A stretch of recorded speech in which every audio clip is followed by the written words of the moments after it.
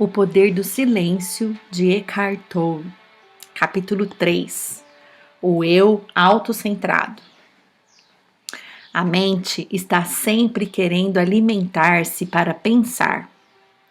Ela procura alimento para sua própria identidade, para o seu sentido de ser. É assim que o ego se cria e se recria continuamente.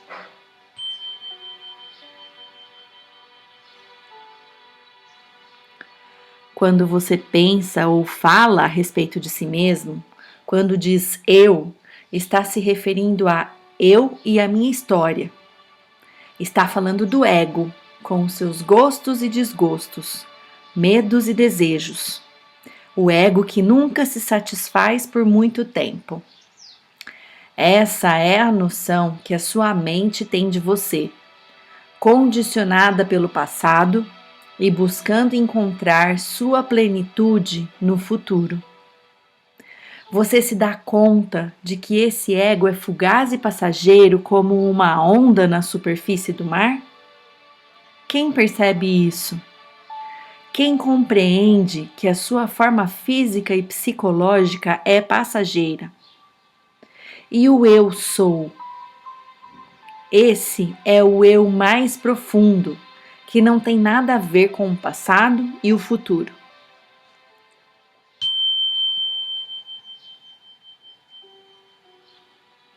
O que restará de todos os medos e desejos associados aos problemas de sua vida e que diariamente exigem o máximo de sua atenção? Restará apenas seu nome gravado na lápide da sua sepultura e as datas ligando seu nascimento à sua morte. Para o eu autocentrado, para o ego, esse é um pensamento deprimente. Para o que você é essencialmente, isso é libertador.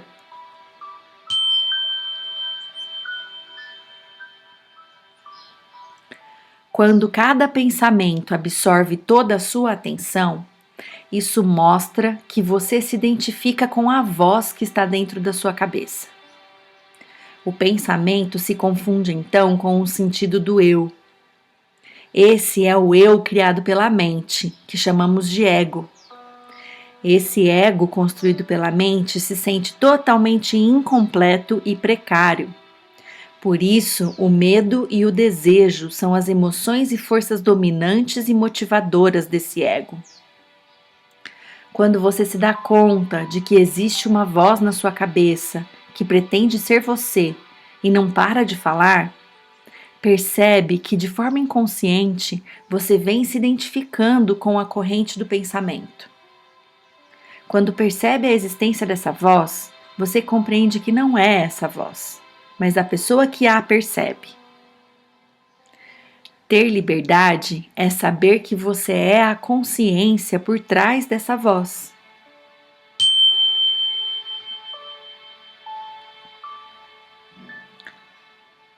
O ego está sempre buscando. Busca sem cessar isso ou aquilo para se sentir mais completo. Isso explica por que ele se preocupa compulsivamente com o futuro. Ao perceber que está vivendo para o momento seguinte, você descobre que começou a abandonar o padrão da mente autocentrada.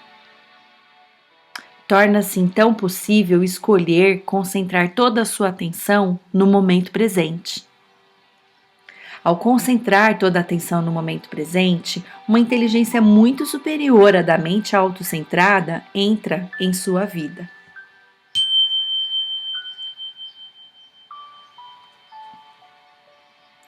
Ao viver através do ego, você faz do momento presente apenas um meio para atingir um fim.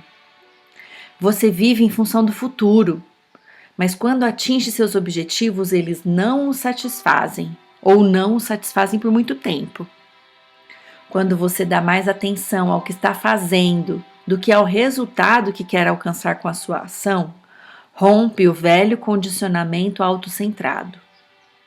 Sua ação presente se torna não só muito mais eficaz, como infinitamente mais satisfatória e gratificante.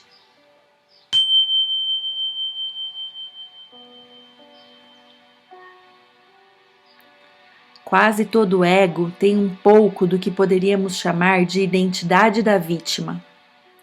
Muitas pessoas se veem de tal forma como vítimas que essa imagem se torna o ponto central do seu ego. O ressentimento e a mágoa passam a ocupar uma parte essencial da visão que essas pessoas têm de si mesmas. Mesmo que suas mágoas sejam muito justas, ao assumir a identidade da vítima, você cria uma prisão, cujas grades são feitas de formas de pensar. Veja o que está fazendo com você mesmo, ou melhor, o que a sua mente está fazendo com você. Sinta a ligação emocional que você tem com a sua história de vítima e perceba sua compulsão de pensar ou falar a respeito. Testemunhe o seu estado interior. Você não precisa fazer mais nada além disso. Ao perceber isso, a transformação e a liberdade virão.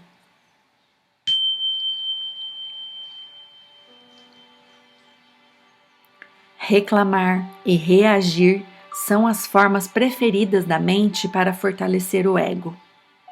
Para muitas pessoas, grande parte da atividade mental e emocional consiste em reclamar e reagir contra isso ou aquilo. Procuram fazer com que os outros ou as coisas estejam errados e só elas estejam certas. Estando certas, elas se sentem superiores e assim fortalecem seu ego. No entanto, essas pessoas estão apenas fortalecendo a ilusão do ego. Pare um pouco e pense. Você tem esses padrões de comportamento? Consegue reconhecer a voz em sua mente que está sempre reclamando e apontando os outros como culpados?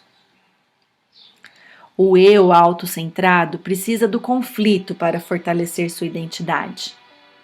Ao lutar contra algo ou alguém, ele demonstra para si mesmo que isso sou eu e aquilo não sou eu.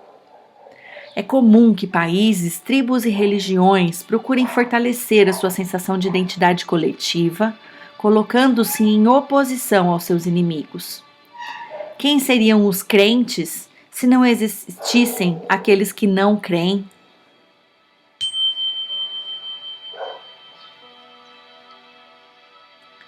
Ao se relacionar com as pessoas, você é capaz de perceber em si mesmo sentimentos sutis de superioridade ou inferioridade em relação a elas? Quando isso acontece, é o ego que está se manifestando, porque ele precisa da comparação para se afirmar. A inveja é um subproduto do ego que se sente diminuído quando algo de bom acontece com alguém, quando alguém possui mais, sabe mais ou tem mais poder do que ele. A identidade do ego depende da comparação e se alimenta do mais. Ele se agarra a qualquer coisa. Quando nada disso funciona, as pessoas procuram fortalecer seu ego considerando-se mais injustamente tratadas pela vida, mais doentes ou mais infelizes do que os outros. Quais são as histórias que você cria para encontrar a sua própria identidade?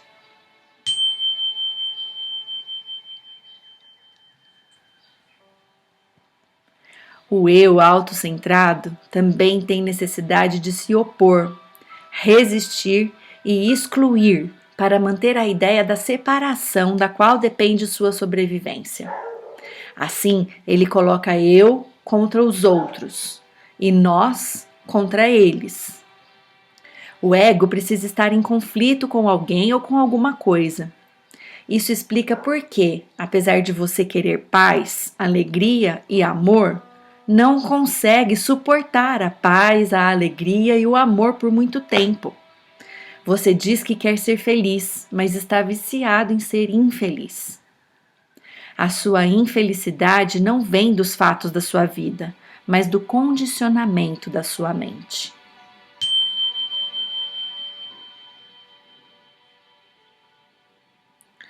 Você se sente culpado por algo que fez ou deixou de fazer no passado?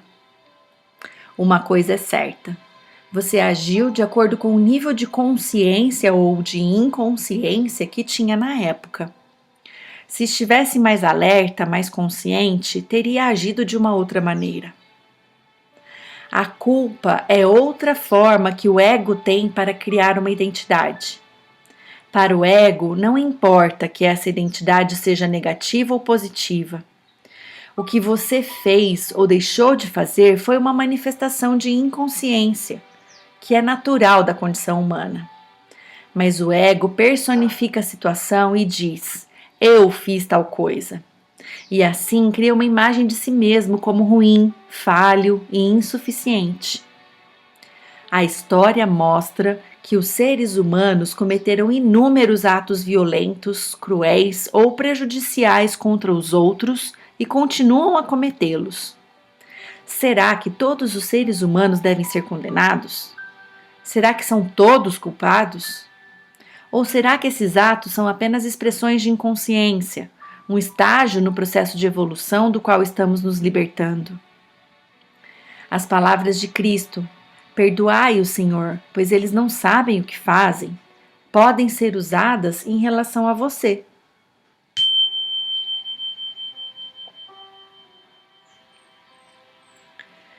Se você estabelece objetivos autocentrados na sua busca de libertação e autovalorização, mesmo que os atinja, eles não irão satisfazê-lo. Estabeleça objetivos, sabendo, porém, que o mais importante não é atingi-los. Quando alguma coisa inesperada acontece, fica demonstrado que o momento presente, o agora, não é apenas um meio para atingir o fim. Cada momento do processo é importante em si. Busque seu objetivo valorizando cada passo da caminhada. Só assim você não se deixará dominar pela consciência autocentrada.